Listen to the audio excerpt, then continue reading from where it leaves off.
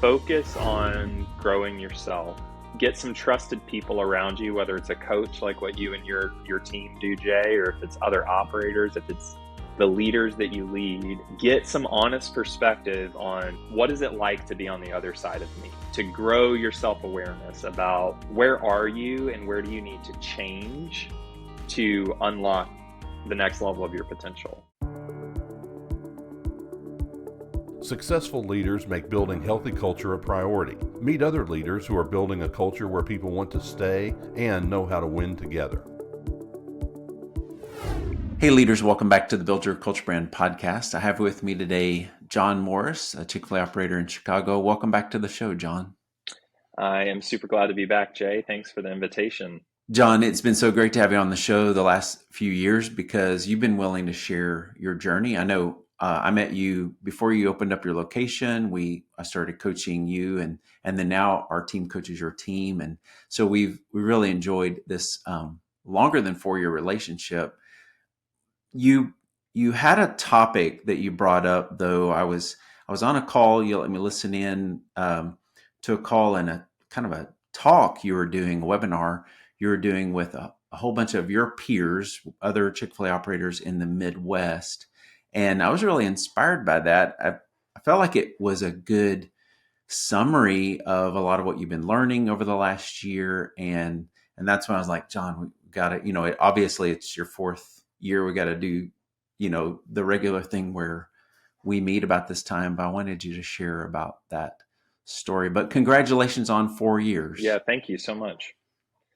Yeah. To share about kind of what I've been speaking to operators about lately, that actually started even before the webinar.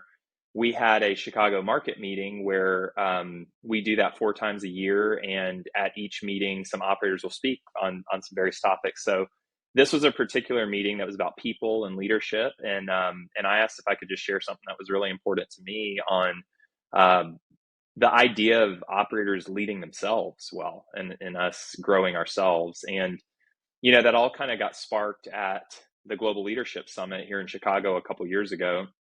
It wasn't even a main stage speaker that was coming. It was kind of, Craig Groeschel is a big speaker for sure. And he always has a talk at the event, but this was just even in his introduction of the event, he dropped this line on everybody, which he often says, that when the leader gets better, everything gets better.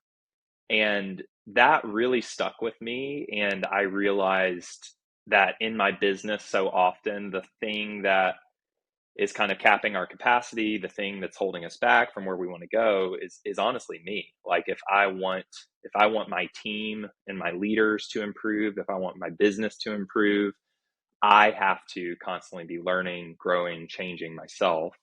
And so that was really what I spoke on with operators. So good. Yeah. I have several questions around that. And I think we're going to try to hit about 3 topics today. One was that idea of your own identity and kind of leadership starts with you. On the topic of the business is a reflection of the leader. Tell me a little bit more about how you began to apply that statement from Craig Groeschel. Yeah. Again, just a really impactful nugget that I got from that leadership conference where I left with a commitment to, I guess in a way, just get serious about personal development. I think when you many of us who are Chick-fil-A operators, we sort of grow up in the system, and leadership development is nothing new to us, but I had never really made it part of my regular routine and my regular cadence, just be learning, to be growing. And so one of the biggest things that I came out of that conference with was just a commitment to daily development. And I sort of allowed myself permission to get away from the grandiose ideas of like, okay, I'm going to read 15 books this year, or, some of these things that they're such big goals that we end up like not accomplishing them at all. And I just left with a commitment to say, hey, even if it's 5 to 10 minutes a day, I'm just going to focus on daily development. I'm going to get something good in my system each day, whether it's a book that I'm reading just a couple pages a day. It's a daily devotional that I'm doing. It's podcasts on my way to work. It's YouTube clips as I'm scrolling through and, that show up in my algorithm, wherever it comes from, that I am going to do daily intake of that. And the the reason I've been successful with it, I think, was because I honestly took a leap in sort of one of those scary moments where I made a commitment to my team. I told my entire team at my restaurant, I said, hey, I'm working to grow myself as a leader, and to hold myself accountable to that, I'm going to share something with you every day. That's my commitment to you. You'll know I'm doing it. I'll know I'm doing it if I've got something to share every single day. And so that started a couple years ago now, where there's daily inspiration and development.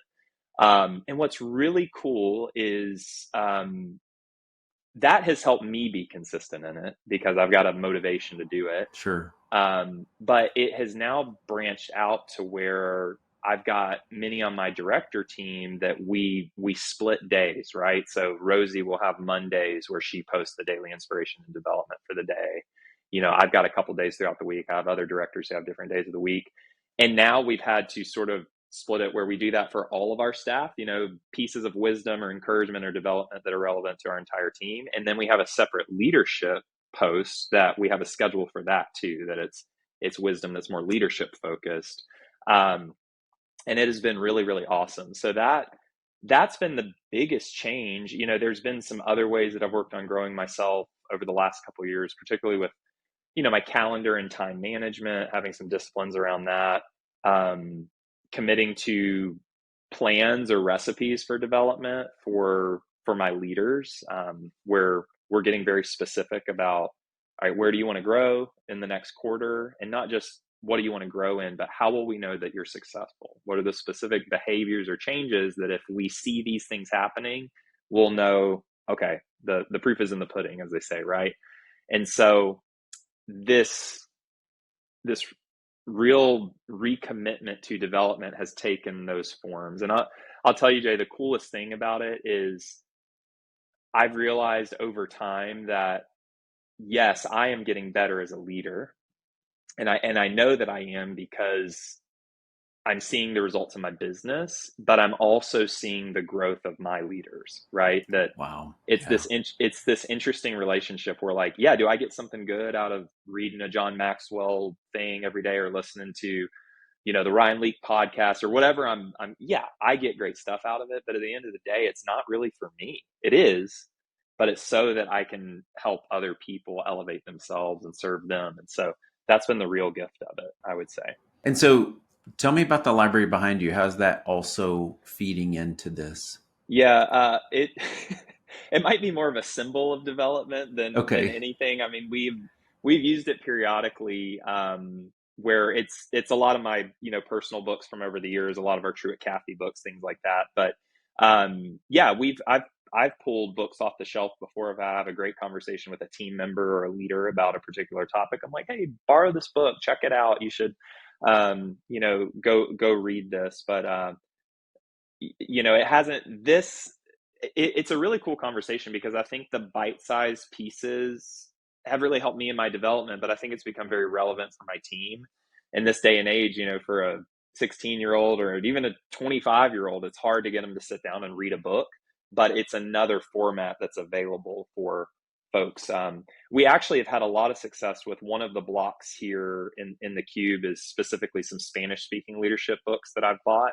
And that part of my team, those folks have really loved reading those kinds of materials. So that's been nice to just have So available and good. ready in our restaurant for checkout. But yeah, great point though. I mean, having books available, I think super important, just like what you're doing, but realizing that it may not be you're by putting it in bite-sized formats, you're really kind of slowly feeding. It's this micro learning. You get one little soundbite. I mean, you just imagine someone reads a whole book. One of the hard things about reading the whole book is applying any of it, right? By the time you've had an idea in chapter 1, you're still trying to read till chapter 9 or whatever, and you never applied the chapter 1 thing. So what you're doing is putting it in a spot where they could just see that idea, apply it in the moment. easily more applicable. Knowing you, Jon, the beautiful thing about this whole activity that you're doing is it's in a setting of authenticity and genuineness. Not that y'all are perfect or you have it all together, but I appreciate, I can imagine a leader trying to do this and they're looking at these tidbits of ideas and they're looking at leadership going, huh, these don't really match. It could be actually, kind of out the leader. But for you, there's a sincerity about really trying to live these out. So that becomes very authentic and parallel. So just kudos to you. And so then, but it also kind of, if your leaders are taking it forward, then now there's an accountability on them to be parallel. How has that helped your leaders with their own growth and Oof. accountability? Yeah, you're 100% right. I think us focusing on matters of the heart and character and who we are as leaders, the way that's shown up is exactly what you're saying. It's like the behaviors are aligning better. And I would even go so far as to say the behaviors are the natural output of a focus on the inside, right? Like, I think it was Saint Augustine said, he summed up life and the Christian life in this way. He said, "Seek the Lord with all your heart and do what you will." And what he meant by that is like if we're rooted in Christ and in the right thing, our behaviors will naturally be Oh, Christ-like, right? wow. Like seek the Lord with So all your heart and do what belief you will. leads to action. Yeah, yeah, and so that's been the biggest impact is I think a lot of times in the restaurant world and in any organization, we're so behavior focused with folks. Like we're trying to change these external behaviors while the core is not running properly. Like imagine a car where, oh man, I got these fancy LED headlights put on and I've got this, all these Right. accessories to Right. the car and I think about some of my young people at the restaurant who like to they waste their money on their cars. They're like, I got a new speedometer and I got this radio system and all that stuff. But Right. if your engine isn't working, all it's all Yeah. for naught. It doesn't mean Wow. anything. And so that's the biggest impact I've seen of like my leaders sort of starting to take the torch and they're very dialed in on like if I want to be better in my role, I have to be better as a person. If I want our business to grow, I have to grow. It's just kind of allowing us to more naturally get those outputs, I would say. So good. You mentioned we were talking the other day, and you mentioned Truett Cathy's quote, how it Mm, it it fits in this context that I think Truett said, "If it is to be, it's up to me." yep. What was the new thought behind that for you? Yeah. I had heard that quote of Truett's for a long time. If it is to be, it is up to me. And previously, I always viewed it as like it was a thought about action. Like if it's going to happen, I have to make it happen. And that is true. That's very true. But with this refocused energy I've had on personal development, I've started to see it less of a quote about action and more about identity. Like he says, if it is to be, it is up to me. So I think that's the reality that this company I'm a part of, Chick-fil-A is known for generosity and it's known for excellence and it's known for loving people really well and all these amazing things in a very simple way that it's because that's who Truett was as a person. He Wow. was generous. He was excellent in what he does. He He loved did people care really deeply, well. love people. Yeah. So yeah, his business looks like that, right? And that quote has kind of taken on that meaning for me. Like if it is to be, it is up to Wow. me, the person, the individual, to be the best that I can possibly be. And you had to make that personal. It can't be Hmm. enough that Truett was that. Right. It has to then be your own choice of, okay, what am I going to be? One of the things that, as you say that, one of the things that really strikes me is Maxwell's law of the lid, right? It Everything rises and falls on leadership, or I'm the lid that holds. So I'm hearing up to me almost like it'll only get up to where I grow too. There's kind of a lid idea inside that statement. Yeah, absolutely. And I think you can view that statement, if it is to be, it is up to me, see it as this challenge to be what you want your business to be. But if you want to focus on like the critical side of it too, if you are in a place where your business is not looking like you want it to, you have to look in a mirror. Like you have to start with yourself. And I think there are a lot of us who we're frustrated. We're frustrated that our leaders are a certain way or they do a certain thing, but we're not being self-aware enough to see like, okay, are we kind of a mess on our execution? Because me personally, I don't model consistency of execution in my work, right? And that was one of the challenges I issued to operators when I was speaking to them is, do you expect more growth from your leaders than you expect from yourself? And we never Ouch. should. That's good. We never That's should. so We should good. we should expect more growth from Man. ourselves than we even do Yeah. from our leaders, I needed to hear that. Mm. Thanks. Yeah. So good. It's misplaced frustration, isn't it? 100%. Wow. This relates to this construct also you've been looking at about the do have be Mm. construct, and you've re-examined this idea of do have be. Yep. What do we do gets you what you have so you can be the person you want to be. Tell us more about kind of the original idea and then how you've reimagined that. Yeah. And I heard this on a podcast episode. Um, I hate that I can't remember the coaching group, but there is a specific coaching group that I don't think they've copyrighted it, but it is sort of baked into what they teach. And so the basic concept is, um,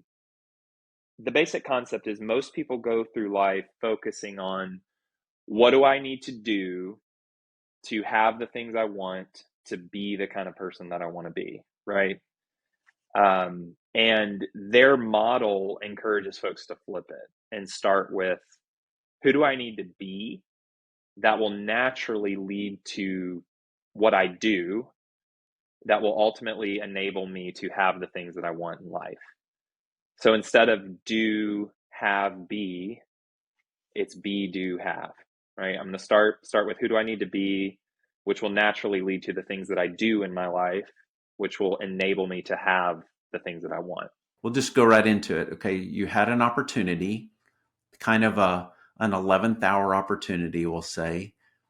And then you went through a journey to make a decision about that really big opportunity. So tell us a little bit about what is MR. A lot of people might not know what the letters MRO mean. So tell Yeah. us a little bit about that.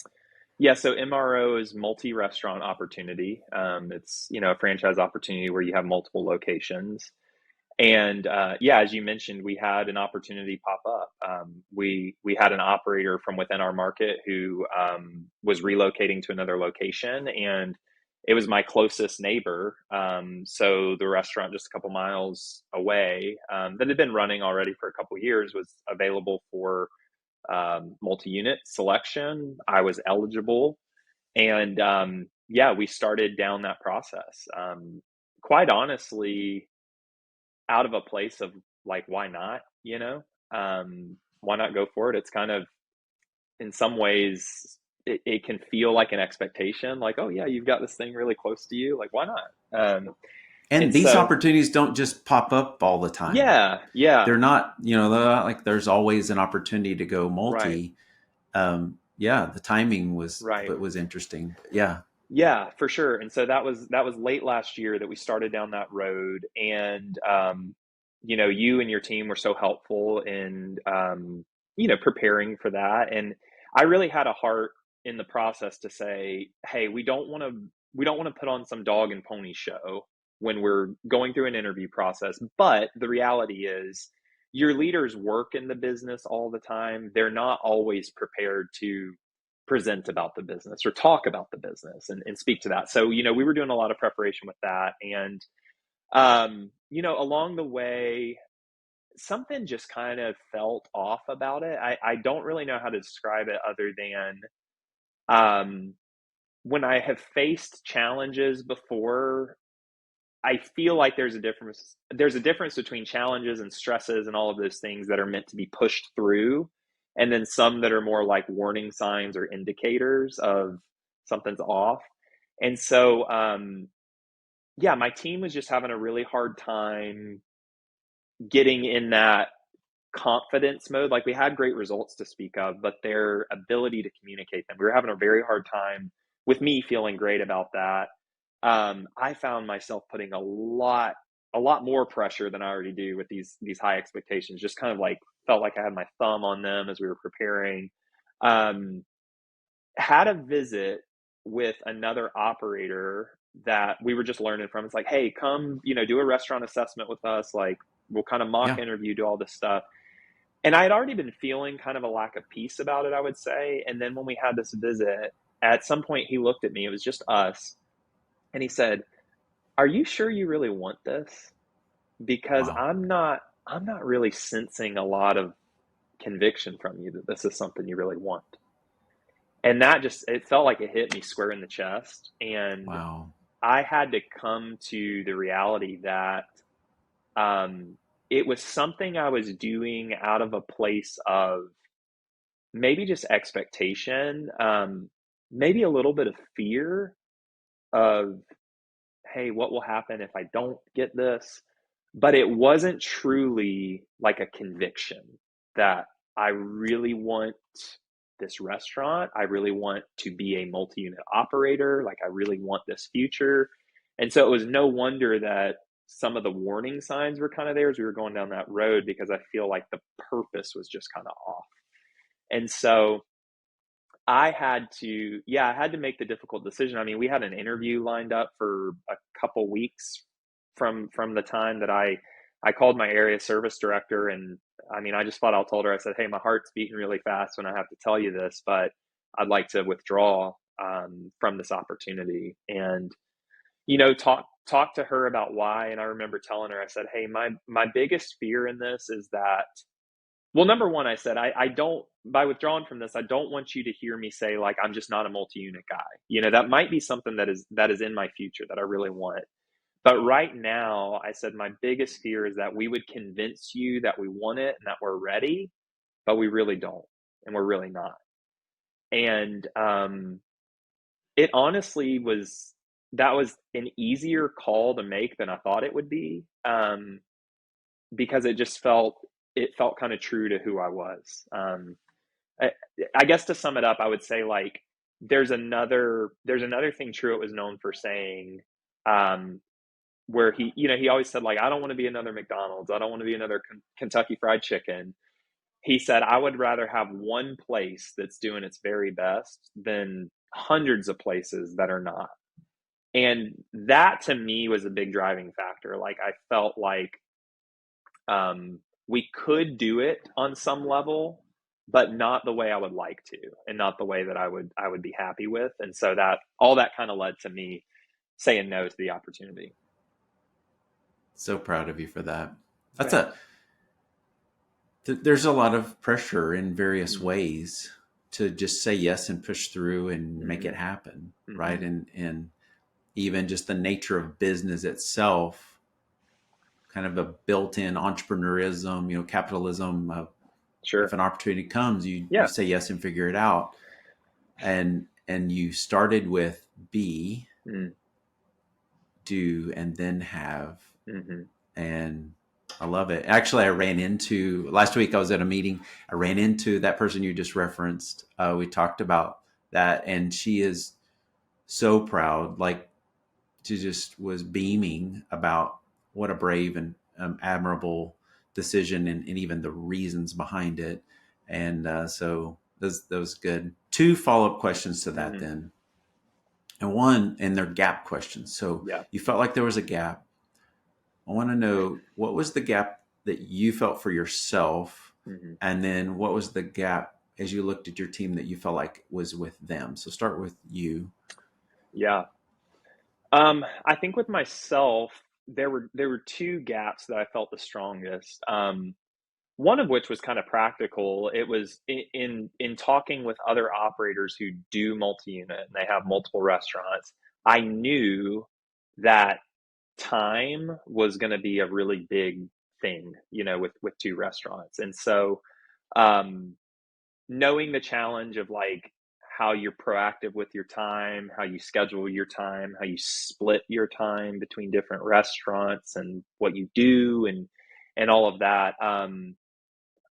I still am growing in that. Like I consider myself a pretty organized person with my calendar. I'm on top of it, all those sorts of things. But I felt almost an angst at what that would look like as a multi-unit operator, where my life might just be a bunch of meetings all the time.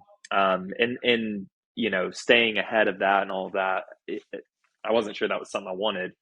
Not that also I think there were some gaps in like my skills and abilities to manage that really well. And then the second gap I think was just about a desire to, not a desire to, but like, did I have a piece with losing some of the connection to my team and my customers? That as hard as you try with multiple, it's just a reality that it looks different. It looks different. And I really enjoy knowing my team on a deep level. I really enjoy, knowing my customers on a deep level. And I just felt like there was a gap between do I really want that at this point in my operator career? So, I would say Nothing it wrong with was that. the gap between like what time would need to look like and connected to some distance between my team and my customers that I didn't want. So thanks for sharing about that, just that personal gap reflection on yourself. So then looking at your team, what were some gaps you saw with your team? Yeah. I think the biggest thing was just that at the time that we were going for this, I felt like I didn't have the pieces on my leadership team that I would want to have in place by the time we had to. And to make a long story short, um, I do have, and at the time had some incredible leaders around the table with me that we had a plan for how we would split and do all that. But again, back to Truett's quote of, I'd rather have one and be doing our very best than more and not doing our very best. I felt like we wouldn't be in a place where we could lead it the way that I would want to. So I didn't want to be, an executive GM over some shift leaders and managers running two stores. I even at the start, I would want to have some level of, executive ownership, owning each restaurant, them having clear front of house directors, kitchen directors. And I just wasn't confident in our ability to get there by the time we would need to. And so that was part of the reason as well, where we weren't in a place we needed to be ready the way I would like to be. The overall theme behind this, that I think everybody, operators especially, if they're facing MRO, they need to hear. And the reason that we'll say the person from the sports center that you talked to was so proud of you is what they're really looking for with the support center. I believe they're really looking for is authenticity. When they show up for a 4-hour interview and they're going to decide your future, they're looking for the truth of what this team really is and who they really are. They don't want to, if they sense any deception or any cover up or any, and so our objective, and I think this is why what you were looking at is how can we do this interview, be authentic, and also deliver on that authenticity going forward. So Yeah. That's so true. And I think my encouragement to operators considering it would be, if you're finding yourself in preparation for multi, or considering multi, or actually preparing for it, if you're finding yourself feeling like you have to spin the stuff of your restaurant, the consequence of that isn't just, okay, well, selection might see through this. I think the worst consequence is like, what if you get it? What if right. what if you get it and you are so ill prepared and Yeah. able to handle what's coming your way? Like that should be a bigger concern for us is, Yeah. do I really want this? And am I in a place where like we can carry it with excellence? That has to be the driving factor, because you'll show up that way. If you're truly ready, the preparation should be a lot smoother. And I think the fact that ours was so insanely difficult and I didn't have a piece about it, again, it was more of like a warning light on the dashboard than, oh, we need to push through this, So yeah, that's what I would say. Yeah. And to your point, there's always angst. Yeah, for Every sure. operator I've worked with in this Totally. situation, there's continual angst of, are we doing the right thing? And my Mm, question is, are you confident? Is, yeah. what level of confidence? Maybe there's a 1% doubt for Yeah. sure. But yeah, Yeah. if you're not over that threshold of Right. commitment and confidence, I think that's where you found Yeah. yourself of, I can't get over that threshold. Yeah. Well, and I've shared this with you before, but I'll say it all comes down to what's your objective and what's your purpose behind it, right? And Oh yeah.